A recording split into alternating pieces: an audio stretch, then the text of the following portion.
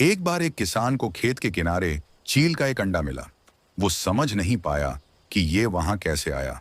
उसे बस इतना पता था, ये मुर्गियों का नहीं था। लेकिन फिर भी उसने उस अंडे को मुर्गियों के दड़बे में रख दिया। कुछ दिनों बाद अंडा फूटा। वो बच्चा चील था, लेकिन उसने आंखें खोली तो अपने चारों ओर सिर्फ मुर्गियां देखी।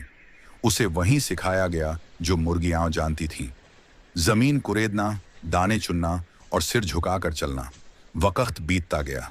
चील बड़ी हो गई, लेकिन उसने कभी उड़ने की कोशिश नहीं की, क्योंकि उसने कभी खुद को चील समझा ही नहीं। एक दिन उसने ऊपर देखा।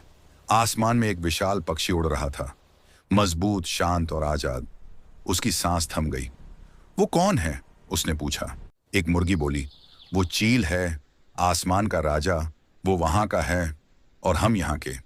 हम बस मुर्गियां हैं।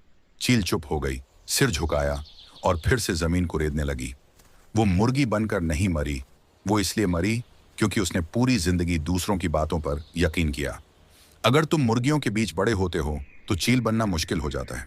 इसलिए सोच समझ कर तय करो कि तुम किसकी सुनते हो, क्योंकि तुम्हारा दायरा ही तय करता है कि तुम उड़ोगे या जमीन पर ही रह जाओगे।